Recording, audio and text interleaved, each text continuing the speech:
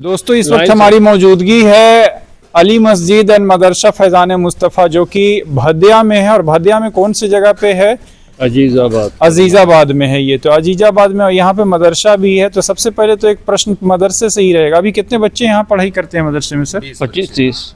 अच्छा, 25-30 बच्चे मदरसा में पढ़ाई। कब की तामीर की हुई मस्जिद है ये? 2003 की, मतलब 20-22 साल हो गया है ना?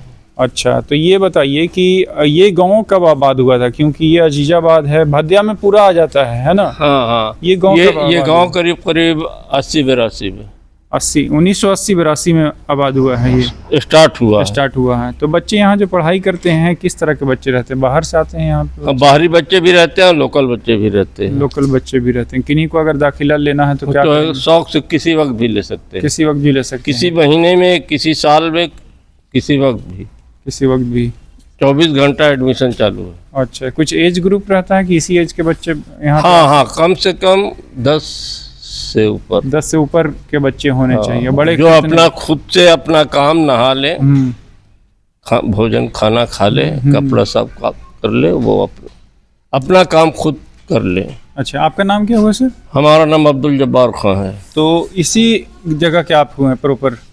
जी, मतलब अजीजाबाद के? अजीजाबाद। कितनी बड़ी बस्ती होगी अजीजाबाद? कितने घर? ये अभी करीब है 70-75 घर। 70-75 घर की बस्ती है ये। और जैसा बता रहे हैं 1980-82 के समय का ये कायम किया हुआ है। तो दोस्तों जैसा कि देख सकते हैं कि भदिया में ये जो इलाका है अजीजाबाद काफ़ी पुराना तो नहीं बोल सकते हैं क्योंकि अभी नया है, 50-60 वर्षों पुराना है। लेकिन यहाँ पे बच्चों को तालीम दी जा रही है, मदरसे में बच्चे यहाँ पे पढ़ाई भी करते हैं। यहाँ के आलिम साहब हुए, उनसे भी मैं बात करना चाहूँगा। क्या नाम है सर आपका? आलिम साहब ना, मैं हाफिज साहब, मेरा नाम अब्दुल रहीम खान है। अब्दुल रहीम खान है। तो बच्चों की तरबियत आप ही करते हैं यहाँ? जी। अच्छा, ये सब बच्चे अभी क्या कर रहे हैं? मतलब अभी ये बच्चे जो होते हैं ज़्यादातर कुरान हिफ्ज करने के लिए जी हाफिज कुरान बनते हैं, कारी बनते हैं। और दुनियावी तालीम में अभी मैट्रिक तक का इंतज़ाम किया जा रहा है, जिसके लिए एक टीचर की ज़रूरत है। हम लोगों ने इश्तहार में उस बात को शाये भी करवाया है। अच्छा, और जैसे ही इसका इंतज़ाम हो जाएगा तो इंशाअल्लाह अज़ीज़ वो हिंदी इंग्लिश की भी पढ़ाई मैट्रिक तक होगी इंशाअल्लाह। और अभी जो फ़िलहाल बच्चे हैं ये सब हाफिज़ बनने के करीब हैं। कोई 20 पारे, कोई 25 पारे, कोई 10 पारे, कोई 15 पारे, ऐसे। अब एक रोशनी डालते हैं, आज या कल शायद शब मेराज है जी। कब है उसको कंफर्मेशन? शब मेराज की शब आज ही है। आज ही है जी। जो लोग 18 को लिख रहे हैं वो गलत लिख रहे हैं। जी, पक्का आज है ना? जी, आज शाम से शुरू हो जाएगा।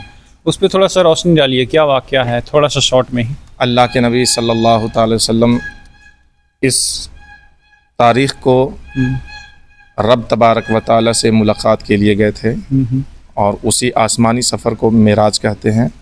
अल्लाह के रसूल सल्लल्लाहु अलैहि वसल्लम की हदीस में इसके बहुत सारे फ़ज़ाइल भी हैं जो हर इंसान को मालूम भी है और इसकी बड़ी अहमियत है। और बिलखुसूस रजब के महीने में अल्लाह के नबी सल्लल्लाहु अलैहि वसल्लम ने फरमाया कि रोज़े रखा करो। जिसने रजब के एक रोज़े को रखा गोया उसने पूरे साल रोज़ा रखा। आप इसी से अंदाज़ा लगा लें कि ये कितनी बड़ी बाबरकत माह है। इसमें हम और आप जो फजूल काम किया करते हैं नहीं करना चाहिए। जो शरीयत मुतहरा पे हमें और आपको चलने का हुक्म दिया गया है उसी पे चल कर के ज़िंदगी गुजारें तो इंशाअल्लाह हम दुनिया में भी कामयाब होंगे, आखिरत में भी कामयाब होंगे। जुमा था आज जी, बहुत सारी भीड़ दिखी हमें जी। क्यों नहीं दिखती है 5 वक्त की नमाज में? यही वजह है, आज हम और आपने कुरान और सुन्नत के अहकाम को बालाए ताक रख दिया है। ये सिर्फ जुमा की नमाज में भीड़ रहती है। हमेशा इंसान को 5 वक्ता नमाज़ों में भी कोशिश होनी चाहिए कि मस्जिद में बाजमात आकर के नमाज अदा करें, क्योंकि जमात की बड़ी फजीलत है। आप जमात के साथ नमाज़ पढ़ा करते हैं तो 27 गुना उसका सवाब मिलता है, और आप तन्हा नमाज पढ़ते हैं तो बस तन्हा का सवाब आपको मिलेगा। इसलिए हर एक बंदे मोमिन को कोशिश ये करनी चाहिए कि हम मस्जिद में बाजमात जा कर के नमाज अदा करें। हालात ख़राब हैं मुल्क के, फिर भी बच्चे नहीं सुधर रहे हैं, क्या कहना चाहेंगे? बस अल्लाह तौफीक दे, हिदायत में आ जाएं, फिर इंशाअल्लाह अज़ीज़ ये हालात भी ठीक हो जाएंगे। आज अगर हालात ख़राब हैं अल्लाह रब तबारक व तआला कादिर मुतलक है, वो सारे हालात को अच्छा कर देगा। आखिर वो कौन सा कॉज है, कौन सा रीज़न है? अभी रमज़ान आ रहा है, हालांकि रमज़ान में 5 वक्त के नमाज में ज़्यादा नमाजी दिखेंगे, जी जी, क्या कारण है? बस कहीं ना कहीं मुझे जो कमी लगती है, या तो हम लोग उस तरह से बच्चों को तालीम नहीं दे पाते। तालीम तो दिए हैं, तरबियत नहीं कर पा रहे। तरबियत नहीं कर पा रहे। तरबियत नहीं है, तालीम उनके पास डिग्रियां यही बहुत वजह है सारी कि हैं। सिर्फ रमज़ान के महीने को लोग तरजीह दिया करते हैं कि ज़्यादा बढ़ चढ़ करके इबादत किया करते हैं। रमज़ान में तो रोज़े फ़र्ज़ हैं, और रोज़ा के साथ साथ हम दीगर इबादत को जो अंजाम देते हैं, कुरान की तिलावत, सदक़ात व खैरात, ये सब बात पूछ रहे हैं कि क्या वजह है। बच्चों में तरबियत नहीं है, तालीम तो है, तालीम तो है, बच्चों में तरबियत नहीं है, तरबियत नहीं, क्या और कारण? तरबियत देने वाले में भी कमजोरी है। कमजोरी है, वही तो मैं जानना चाह रहा हूँ। तरबियत देने वाला भी हाँ।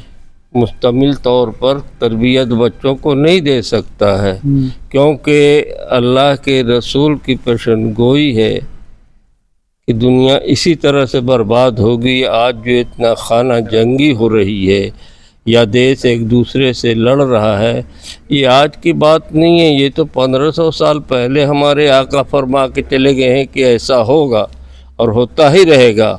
और ये भी उन्होंने कहा है कि 100 कोस पर एक चिराग जलेगा, तो जब मरेगा तभी तो जलेगा।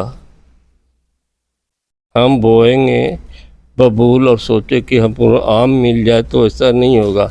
हम बच्चों को तो दिन भर के लिए मोबाइल दे दिया, 24 घंटा तो मोबाइल में व्यस्त है। पैदा होते ही 5 साल का हुआ तो इंग्लिश मीडियम में डाल दिया, तो हम कहेंगे कि वो नमाज आवे पढ़े, इस्तिंजा बैठ के करे, बाप को सलाम करे, वो कहाँ तक करेगा? मतलब हम लोग खुद हम गलती कर खुद रहे हैं, गलती कर रहे हैं, तो बच्चे क्या सुधरेगा? बच्चा को बोल रहे हैं सही करो, है ना? सही करो। जब हम खुद गलत कर रहे हैं तो कहाँ तक बच्चा सही होगा? हम उनके बदन में, उनके जिस्म में, उनके खून में हराम की कमाई खिला रहे हैं, हराम की कमाई से उनको पोस रहे हैं। अल्लाह के रसूल कहते हैं जिसने अपने बच्चे को एक लुकमा भी हराम का खिला दिया तो उसका सारा खून हराम हो गया। तो सारा खून तो हम बच्चों का बर्बाद कर चुके हैं, काला कर चुके हैं, तो कहाँ से लायक होंगे? ना लायके ना होंगे। बिल्कुल सही। और आज कह रहे हैं हम कि हम बिगड़ते चले जा रहे हैं, बिगड़ते जा रहे हैं। कोई बाप कोई गार्जियन आज का ऐसा नहीं है जो अपने बच्चे को कहे कि बेटा अजान हो गई, चला जा सुबह में नमाज पढ़े। वो क्यों नहीं कहता? क्यों? इसलिए नहीं कहता कि वो खुद नहीं उठ रहा है, वो खुद नहीं जा रहा है, तो बच्चे को क्या कहेगा? बच्चे के सामने रमजान में खुद पान खा रहा है, बेटे को कैसे कहेगा कि हाँ बेटा तू खैनी मत खा? सारी गलती हम में है और हम दूसरे पर ढाल रहे हैं। तो गौरव फिक्र करने की ज़रूरत है, जैसा कि चचा ने एक्सप्लेन किया। आज की सच्चाई यही है, अगर बच्चे को सुधारना है तो बोलना नहीं बल्कि खुद सुधर जाना पड़ेगा, बच्चा अपने आप सुधर जाएगा। Thank you so much.